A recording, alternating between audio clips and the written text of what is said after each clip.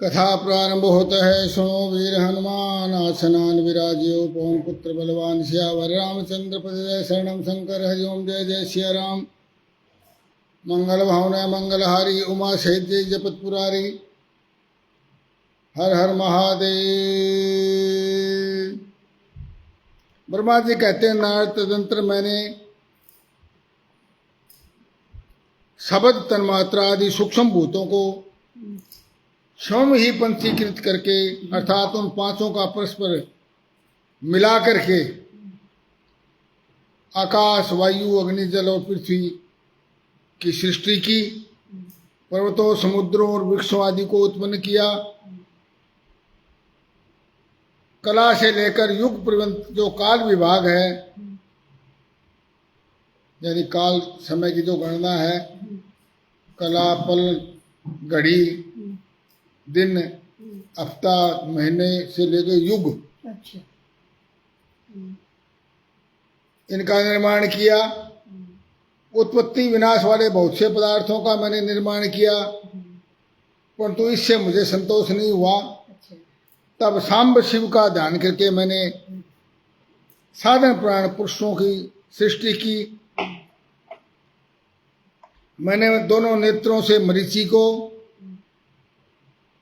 हृदय से भृगु को, सिर से अंगिरा को, व्यान वायु से मुनि श्रेष्ठ पुलह को, उदान वायु से पुलस्त को, समान वायु से वशिष्ठ को, अपान से क्रतु को, दोनों कानों से अत्रि को, प्राणों से दक्ष को, गोद से तुम को, छाया से कर्दम मुनि को तथा संकल्प से समस्त साधनों के साधन धर्म को उत्पन्न किया। इस तरह इन उत्तम साधकों की सृष्टि करके मैंने अपने आप को कृतार्थ माना। तत्पश्चात संकल्प से उत्पन्न हुए मेरी धर्म मेरी आज्ञा से मानव रूप धारण करके साधकों की प्रेरणा से साधन में लग गए। इसके बाद मैंने अपने विभिन्न अंगों से देवता असुर आदि के रूप में असंख्य पुत्रों की सृष्टि करके उन्हें भिन्न भिन्न शरीर प्रदान किए। फिर मैंने अंतर्यामी भगवान शंकर की प्रेरणा से अपने शरीर के दो भागों में विभक्त करके मैं दो रूप वाला हो गया। आधे शरीर से मैं स्त्री हो गया और आधे शरीर से मैं पुरुष हो गया। पुरुष ने उस स्त्री के गर्भ से सर्व साधन समर्थ उत्तम जोड़े को उत्पन्न किया। उस जोड़े में जो पुरुष था वो स्वयंभू मनु के नाम से प्रसिद्ध हुआ और जो स्त्री थी वो शत्रुपा कहलाई। कुंडली दादी जी हर हर महादेव। अब यहाँ से मैथुनी सृष्टि शुरू हुई। उससे पहले सृष्टि आँख से, नाक से, कान से, पसीने से, अपान वायु से, सांस से इस तरह पैदा होता था। अब पहली बार ब्रह्मा जी ने मनु और शत्रुपा को पैदा किया और कहा कि भाई स्त्री के गर्भ से और आगे संतान चलेगी, उससे सृष्टि आगे बढ़ेगी। शत्रुपा बड़ी योगिनी और तपस्वी हुई।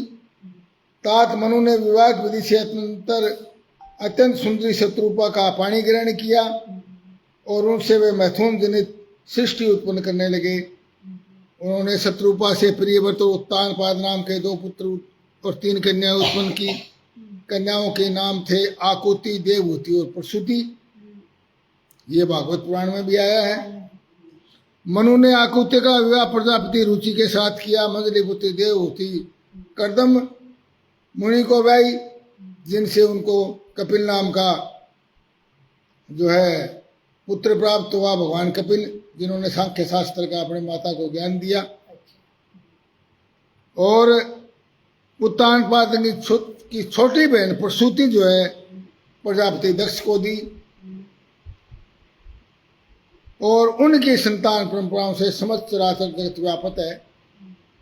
रुचि से आकुति के गर्भ से यज्ञ और दक्षिणा नाम के स्त्री पुरुष का जोड़ा उत्पन्न हुआ। यज्ञ की दक्षिणा से 12 पुत्र हुए। यज्ञ के दक्षिणा से 12 पुत्र उत्पन्न हुए।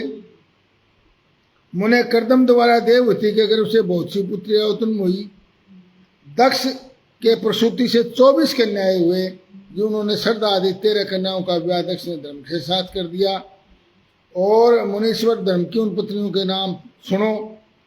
श्रद्धा लक्ष्मी, धृति, तुष्टि, पुष्टि, मेधा, क्रिया, बुद्धि, लज्जा, वसु, शांति, सिद्धि और कीर्ति। इनमें से जो छोटी जो शेष 11 सुलोचन कन्याएं थी 24 में से, उनके नाम है ख्याति, सती, संभूति, समृति, प्रीति, क्षमा, संति, अनुसुईया, ऊर्जा, स्वभाव, सौदा, भृगु, शिव, मरीचि, अंगुरा, मुनि, पुलस्त, पुलह और क्रतु, अत्रि, वशिष्ठ, अग्नि और पितरों ने इन क्रमशः ख्याति आदि कन्याओं का पाणी ग्रहण किया।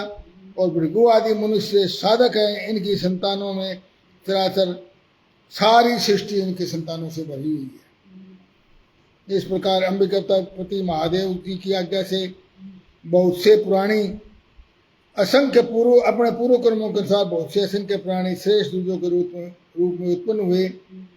कलप वेद से दक्ष के 60 कन्याएं बताई गई है। उनमें से 10 कन्याओं का विवाह उन्होंने धर्म के साथ किया, 27 कन्याएं चंद्रमा को ब्याह दी और 13 कन्याएं जो बची वो दक्ष ने कश्यप के हाथ में यानी उनको पाणी ग्रहण कर दिया, विवाह दी। नारद उन्होंने 4 कन्याएं श्रेष्ठ रूप वाले अरिष्नेमी को ब्याह दी और भृगु, अंगरा और किशासों को 2-2 कन्याएं अर्पित की। उन स्त्रियों से उनके पतियों द्वारा बहुत से प्राणियों की उत्पत्ति हुई। दक्ष ने महात्मा कश्यप को जिन 13 कन्याओं का दान पूर्वक विधि पूर्वक दान किया था, उनसे ही सारी सृष्टि त्रिलोकी भरी हुई है। सथावर जंगम कोई सृष्टि ऐसी नहीं है जो कश्यप की संतानों से शून्य हो। देवता, ऋषि, दैत्य, वृक्ष, पक्षी, पर्वत, तृण, लता आदि सभी कश्यप पत्नियों से पैदा हुए हैं। इस प्रकार दक्ष कन्याओं की संतान से सारा चराचर जगत व्यापक है। इस तरह भगवान शंकर की आज्ञा से मूल ब्रह्मा ने भली भांति सृष्टि की। पूर्व काल में शंभु ने जिसे तपस्या के लिए प्रकट किया था तथा रुद्रदेव के त्रिशूल के अग्रभाग पर रखकर जिनकी सदा की रक्षा की थी, वे ही सती देवी लोकहित का कार्य संपादित करने के लिए दक्ष से प्रकट हुई थी। उन्होंने भक्तों के उद्धार के लिए अनेक लीलाएं की। इस प्रकार देवी शिवा ही सती होकर भगवान शंकर से बह गई, किंतु पिता के यज्ञ में पति का अपमान देखकर उन्होंने अपने सिर को त्याग दिया और फिर उसे ग्रहण नहीं किया। वे अपने परम पद को प्राप्त होगी। फिर देवताओं की प्रार्थना से वो शिवा पार्वती के रूप में प्रकट हुई और भारी तपस्या करके फिर शिव को पति के रूप में प्राप्त कर लिया। मुनीश्वर उसके अनेकों नाम हुए संसार में, कालिका, चंडिका, भद्रा, चामुंडा, विजया, दया, जयंती, भद्रकाली, दुर्गा, भगवती, कामाख्या, कामदा, अम्बा, मृडानी, सर्वमंगला आदि अनेक नाम हैं। ये सभी नाम भोग और मोक्ष देने वाले हैं। ये सभी नाम गुण और कर्मों के अनुसार है। कुंडलीधारी जी हर हर महादेव। मुनिश्रेष्ठ नारद, इस प्रकार मैंने सृष्टि कर्म का तुमसे वर्णन किया है। ब्रह्मांड का सारा भाग भगवान शिव की आज्ञा से मेरे द्वारा रचा गया है। मैं विष्णु और रुद्र ये 3 देवता गुण भेद से उन्हीं के रूप बताए गए हैं। भगवान शिव स्वतंत्र परमात्मा है, निर्गुण और सगुण भी वही है। वो निराकार भी है, साकार। सूर्य जी कहते हैं, मुनीश्वरों, ब्रह्मा जी की यह बात सुनकर नारद जी ने उन्हें प्रणाम किया और पूछा, भगवत वत्सल भगवान शंकर कैलाश पर कब गए और महात्मा कुबेर के साथ उनकी मित्रता कैसे हुई। ब्रह्मा जी ने कहा, नारद सुनो, भगवान शंकर के चरित्र का वर्णन करता हूं। काम्पिल्य नगर में एकदत्त नाम से एक प्रसिद्ध ब्राह्मण रहते थे जो बड़े सदाचारी थे। उनके पुत्र वाजन का नाम गुणनिधि था। वह बड़ा ही दुराचारी और जुआरी हो गया। नाम तो गुणनिधि, परंतु दुराचारी जुआरी हो गया। पिता ने अपने उस पुत्र को त्याग दिया। वह घर से निकल गया और कई दिनों तक भूखा भटकता रहा। एक दिन वह शिव मंदिर में नैवेद्य चुराने के लिए यानी प्रसाद चुराने के लिए शिव मंदिर गया। वहां उन्होंने अपने वस्त्र को जलाकर उजाला किया कि मानो उसने भगवान शिव के लिए दीपदान कर दिया। अपने कपड़े जला के चारणा कर रहा था, मैं चोरी करूंगा कुछ, परंतु भगवान शिव ने सोचा कि मेरे लिए इसने दीपदान किया है। उसके बाद वह चोरी में पकड़ा गया। उसे फांसी की सजा मिली, प्राणदंड मिला और अपने कुकर्मों के कारण वह यमदूतों द्वारा बांधा गया। इतने में ही भगवान शंकर के पार्षद वहां आए और उन्होंने उसे बंधन से छुटा दिया। शिवगणों के संसर्ग से उसका हृदय बड़ा पवित्र हो गया और उनके साथ वह तुरंत शिवलोक चला गया। वहां सारे दिव्य भोगों का भोग और उमा महेश्वर का सेवन करके कालांतर में वे कलिंगराज अरिंदम का पुत्र हुआ। वहां उसका नाम था दम। वह निरंतर भगवान शिव की सेवा में लगा रहता और बालक होने पर भी दूसरों के बालकों के साथ शिव का भजन किया करता। युवावस्था को प्राप्त होकर के और पिता के परलोक गमन के पश्चात वो राज सिंहासन पर बैठा दम बड़ी प्रसन्नता के साथ सब और शिव धर्मों का प्रचार करने लगे। भोपाल दम का दमन करना दूसरों के लिए सर्वथा कठिन था। ब्राह्मण समस्त शिवालयों में दीपदान करने के अतिरिक्त वे किसी भी दूसरे धर्म को नहीं जानते थे। उन्होंने सबको आज्ञा दे दी कि शिव मंदिर में दीपदान करना, दिया जलाना सबके लिए अनिवार्य है। जिस ग्रामाध्यक्ष गांव के पास जितने भी शिवालय हो वहां कोई बिना विचार किए ही वहां पर दीप जलाने चाहिए। आजीवन इस धर्म का पालन करने के कारण राजा दम ने बहुत सी धर्म संपत्ति का संचय कर लिया। दीपदान की वासना से युक्त होने के कारण उन्होंने शिवालय में बहुत से दीप जलवाए, जिसके फलस्वरूप जन्मांतर में वेतन व दीपों की प्रभा के आश्रय हो अलकापुरी के स्वामी हो गई। हर हर महादेव। इस प्रकार भगवान शिव के लिए किया हुआ थोड़ा सा भी पूजन महान फल देता है। इसलिए उत्तम सुख की इच्छा वाले को भगवान शिव का भजन अवश्य करना चाहिए।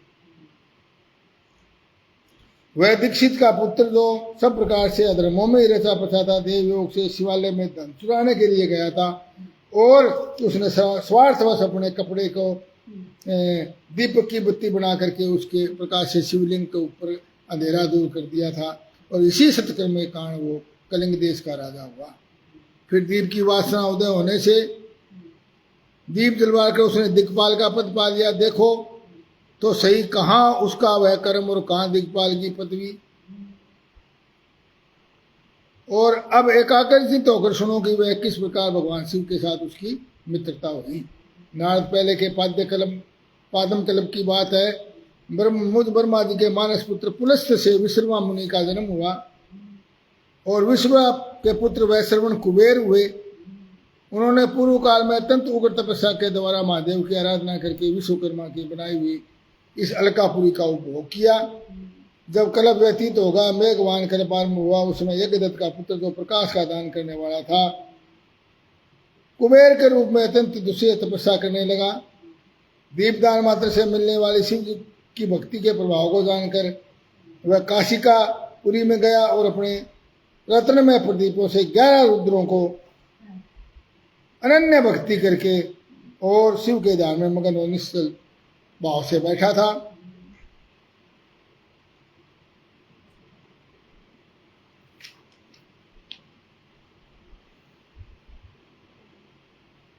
शिवलिंग की प्रतिष्ठा करके वह तब तक तपस्या में लगा रहा जब तक उसके शरीर में केवल हड्डी और चमड़ी मात्र ही रह गए थे। इस प्रकार उसने 10,000 वर्षों तक तपस्या की।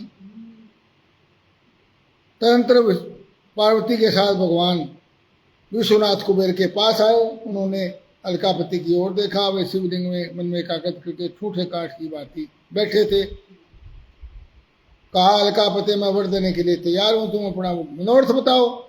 यह वाणी सुनकर तपस्या के धनी कुबेर ने जो ही आंखें खोलकर देखा तो भगवान नीलकंठ श्रीकंठ भगवान उमावल्लभ सामने खड़े दिखाई दिए। वो बोले, नाथ मेरे नेत्रों को वह दृश्य की शक्ति दीजिए जिससे मैं आपका चरणार बिंदु का दर्शन हो जाए। आप वो तो बड़ा तेज था, दिखाई नहीं दे सकते थे। कुबेर की यह बात सुनकर के देवादेव अनुपति ने अपने हथेली से उनका स्पर्श करके उन्हें देखने की शक्ति प्रदान कर दी। दृष्टि मिल जाने पर, क्योंकि उसकी दृष्टि चली गई, भगवान की इतनी चमक थी उसको देख करके चुंधिया गया, बिल्कुल दृष्टि खत्म हो गई। और तो भगवान ने उसको दोबारा दृष्टि दे दी। भगवान शंकर के समीप ये सर्वांग सुंदरी कौन, ऐसा कौन सा तप किया जो मेरी तपस्या से भी बढ़ गया है। वह ब्राह्मण कुमार बार बार यही कहने लगा और बार बार वह क्रूर दृष्टि से उनको देखने लगा। तब वामा के अवलोकन से उनकी बाईं आंख फूट गई। हर हर महादेव। कौना हो गया कुबेर। पार्वती जी ने महादेव जी से कहा, प्रभु यह दुष्ट तपस्वी बार बार मेरी तरफ क्या देख कर क्या बक रहा है। देवी की यह बात सुनकर भगवान शिव ने हंसते हुए उनसे कहा, उमे ये तुम्हारा पुत्र ही है और तुम्हें ये क्रूर दृष्टि से नहीं देख रहा, अभी तो तुम्हारी तप संपत्ति का वर्णन कर रहा है कि मेरे से ज्यादा तुम्हारी तप संपत्ति कौन होगा तुम। तब शिव पुनः उस ब्राह्मण कुमार से बोले, वत्स मैं तुम्हारी तपस्या से संतुष्ट होकर तुम्हें वर देता हूँ, जाओ तुम निधियों के स्वामी और गुयों के राजा हो जाओ, सुवर्त यक्ष किन्नरों और राजाओं के भी राजा होकर पुण्य जनों के पालक और सबके लिए धन के दाता बनो। मेरे साथ तुम्हारी मित्रता सदा बनी रहेगी, मैं नित्य तुम्हारे निकट निवास करूंगा। तुम्हारी प्रीति बढ़ाने के लिए मैं अलका के पास ही रहूंगा, अलकापुरी के पास। और जाओ इन उमा देवी के चरणों में प्रणाम करो, क्योंकि ये तुम्हारी माता है। महाभक्ति के द्वार तुम अत्यंत प्रशंसित होकर मेरे चरणों में गिर जाओ। ब्रह्मा जी कहते हैं, नारद इस प्रकार वर देकर भगवान शिव ने पार्वती से फिर कहा, देवेश्वरी इस पर कृपा करो, तपस्विनी ये तुम्हारा पुत्र है। भगवान का ये शंकर का यह कथन सुनकर जगदम्बा पार्वती ने प्रसन्नचित होकर द्वार यज्ञ दत्त कुमार से कहा, वत्स भगवान शिव में तुम्हारी सदा निर्मल भक्ति बनी रहे। तुम्हारी बाईं आंख तो फूट ही गई है, इसलिए एक ही पिंगल नेत्र से युक्त रहो। महादेव जी ने जो वर दिए हैं वे सब उसी के अनुरूप तुम्हें सुलभ हो। बेटा तेरे रूप में प्रतीक्षा करने के बाद मेरे रूप के प्रति ईर्ष्या करने के कारण तुम कुबेर, यानी मेरे से बैर किया ना, मेरे रूप से कुबेर नाम होगा और तुम्हारा नाम कुबेर से प्रसिद्ध हो गए। कुबेर को वर देकर भगवान शंकर पार्वती के साथ अंतर्ध्यान हो गए और भगवान शंकर की मैत्री प्राप्त की। अलकापुरी के पास जो कैलाश पर्वत है भगवान शंकर का निवास है, तब से वहां निवास हो गया, अलकापुरी के पास, कुबेर की नगरी के पास। तो ब्रह्मा जी कहते हैं, नारद मैंने कुबेर के तपोबल से भगवान शिव का जिस प्रकार कैलाश पर शुभ आगमन हुआ वो सुनो।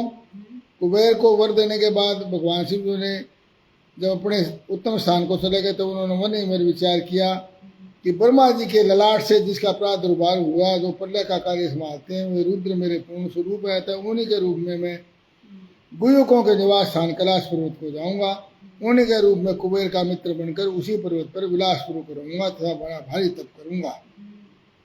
इस इच्छा का चिंतन करके रुद्रदेव ने कैलाश जाने के लिए उत्सुक होकर डमरू बजाया। डमरू की यह ध्वनि तीनों लोकों में व्याप्त हो गई। उस ध्वनि को सुनकर मैं तथा विष्णु आदि सभी देवता, ऋषि, मूर्तिमान, आगम निगम सिद्ध वहां पहुंचे। देवता असुर आदि सब लोग वहां आए। भगवान शिव के समस्त पार्षद वहां आ गए। इतना कहकर ब्रह्मा जी ने वहां विगणपाल लोकों का नामूलक परिचय किया।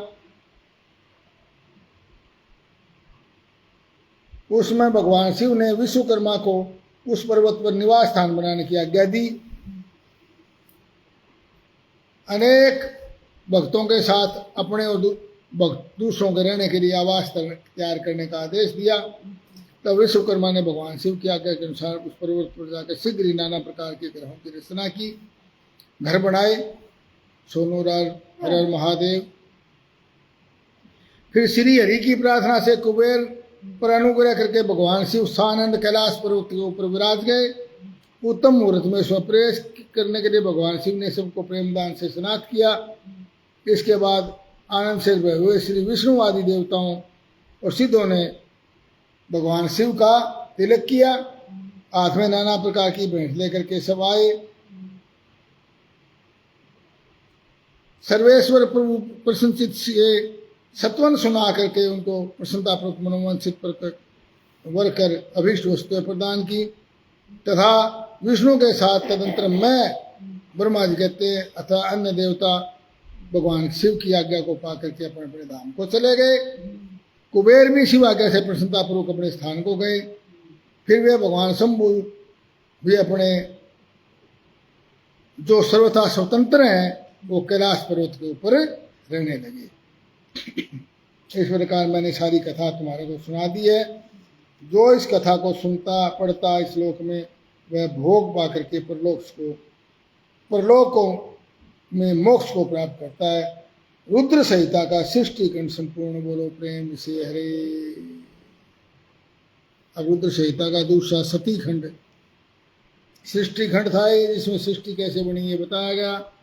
अब 70 खंड शुरू होता है। नारद जी बोले महाप्रभु महाभाग, आपके मुंह से शंभु कथा सुनते सुनते मेरा जी भर नहीं रहा। आप महादेव जी के जो है सती की कथा भी मुझे सुनाइए। महादेव जी के विचार विवाह का विचार कैसे हुआ और सती ने कैसे शरीर त्याग किया, वो सारी कथा सुनाइए। और फिर वो हिमालय की कैसे कन्या हुई के बाद में चंद्रकांत शर्मा जी गांव बूढ़ा खेड़ा प्राणा मंडी से हर हर महादेव कथा से जुड़े हैं, स्वागत है आपका। ब्रह्मा जी ने कहा मुनो, देवी सती और भगवान शिव का शुभ यश परम पावन और गोपनीय से भी गोपनीय है, वह सब सुनो। पूर्व काल में भगवान शिव निर्गुण निर्विकल्प निराकार शक्ति रहित चिन्मय और सत्य असत से विलक्षण स्वरूप में प्रतिष्ठित थे। फिर वो प्रभु सगुण धारण होकर के रूप धारण करके उनके साथ भगवती उमा विराजमान थी और उनके मन में कोई विकार नहीं था।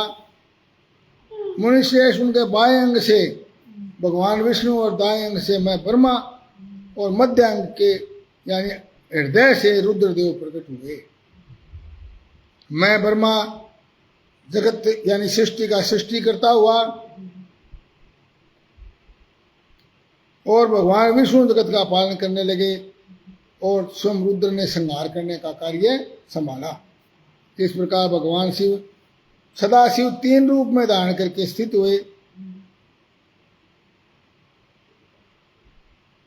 मैंने उन्हीं की आज्ञा से सृष्टि उत्पन्न की। मैं बड़ा प्रसन्न हुआ, अपने आप को सबसे अधिक ऊंचा मानने लगा कि मैं ही सृष्टि का निर्माता हूं। उन्होंने जब मरीच, अत्रि, पुलय, पुलस्त, अंगिरा, क्रतु, वशिष्ठ, नारद, दक्ष और भृगु इन सब मानस पुत्रों को मैंने उत्पन्न किया, तब मेरे हृदय से अत्यंत मनोहर रूप वाली एक सुंदरी नारी उत्पन्न हुई जिसका नाम संध्या था। वह दिन में तो क्षीण हो जाती थी और रात सायकाल उसका सौंदर्य खिल उठता था। वो निरंतर किसी मंत्र का जप करती रहती थी। सुंदर नारी सौंदर्य की चरम सीमा को पहुंची हुई थी, मुनियों के मन को मोह लेती थी। इस तरह मेरे मन में एक मनोहर पुरुष भी प्रकट हुआ जो अत्यंत अद्भुत था।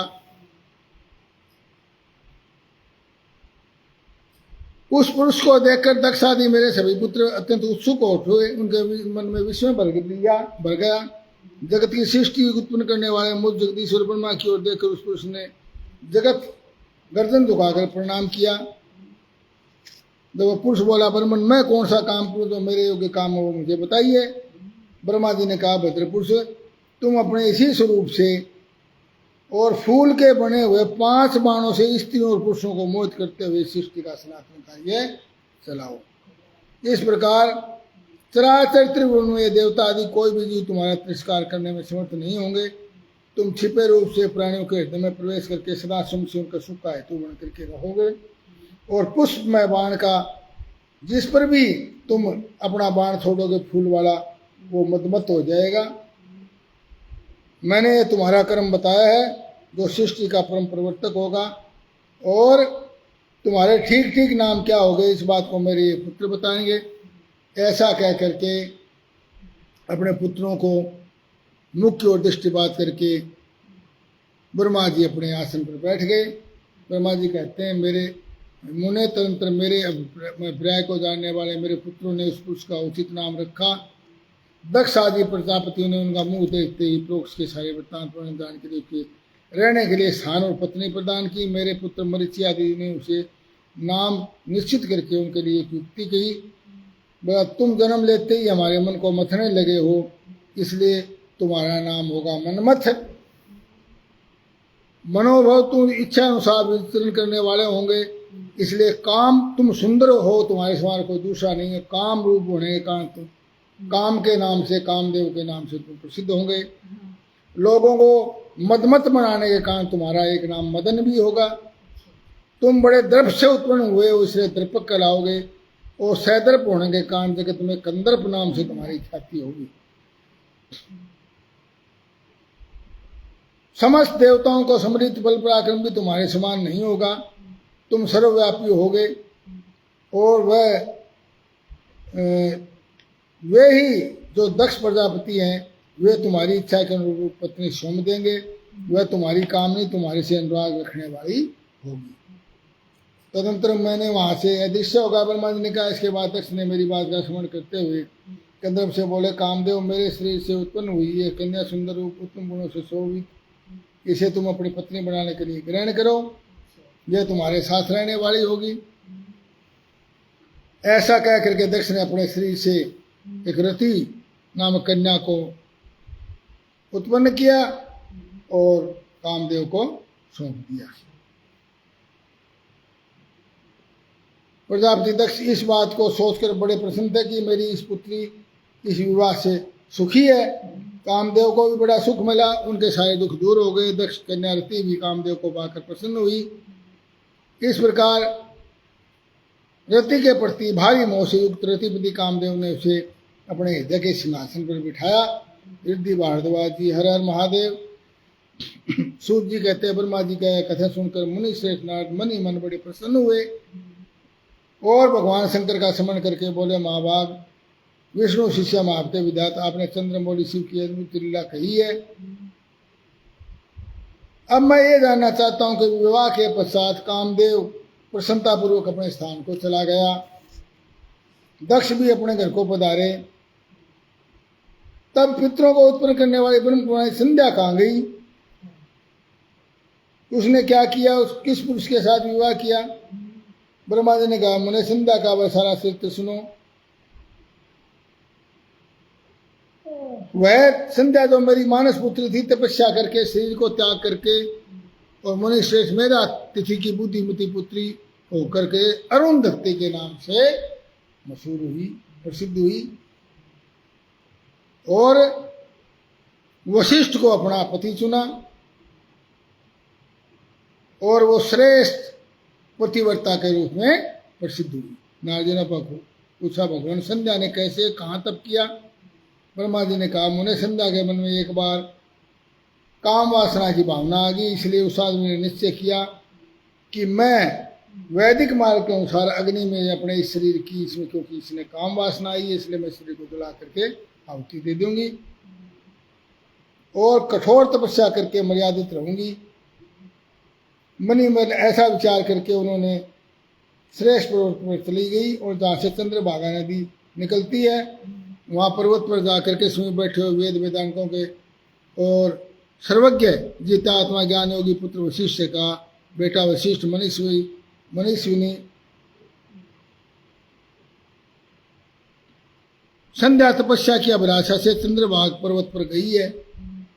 चंद्रभागा नदी ने कहा, और तुम उसे भी जाओ और उसे विधि पूर्वक दीक्षा दो, तात वह तपस्या के भाव को नहीं जानती। नारद ने मैंने दयापूर्वक जो वशिष्ठ को इस प्रकार आज्ञा दी, ब्रह्मा जी ने आज्ञा दी उसको, तब वो एक ब्रह्मचारी के रूप में संध्या के पास गए और वशिष्ठ ने चंद्रभाग पर्वत पर एक देव सरोवर है, उस सरोवर को देखा, उस पर तट पर बैठी हुई संध्या के ऊपर दृष्टिपात किया। वह सरोवर तट पर बैठी हुई संध्या से उपलक्षित हो ऐसे सुशोभित हो रही थी जैसे दोष काल में चंद्रमा उदित होते हैं। वशिष्ठ जी ने कहा, भद्रे तुम इस निर्जन पर्वत पर किस लिए आई हो और किसकी पुत्री हो? महात्मा वशिष्ठ की बात सुनकर संध्या ने महात्मा की ओर देखा, वो बड़े तेजस्वी थे। संध्या बोली, मैं ब्रह्मा जी की पुत्री हूँ, मेरा नाम संध्या और मैं तपस्या करने के लिए यहाँ आई हूँ। यदि मुझे उपदेश देना आपको उचित जान पड़े तो मुझे तपस्या की विधि बताइए। संध्या की बात सुनकर वशिष्ठ जी ने उनके सारे कार्यों के ज्ञाता थे, मन ही मन तपस्या का निश्चय कर चुकी थी। उसने तपस्या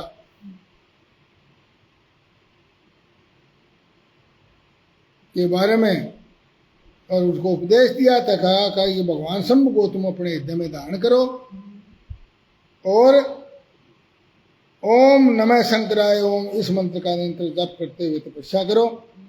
और जो नियम बताता हूँ, मौन रहकर ही स्नान करना होगा, मौन पूर्वक ही महादेव जी की पूजा करनी होगी, प्रथम 2 बार छठे समय में पूर्ण जल का आहार करोगे, तीसरी बार जब छठा समय आए तब केवल उपवास किया करो।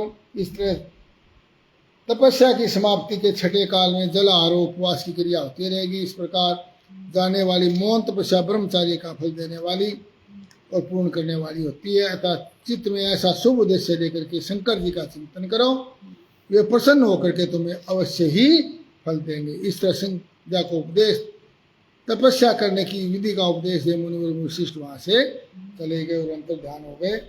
कथा समापत होत है, सुनो वीर हनुमान। शिव पुराण शिवलोक में आप करो विश्राम, सियावर रामचंद्र पद जय शरणम। शंकर हरिओम जय जय सिया राम। हर हर महादेव।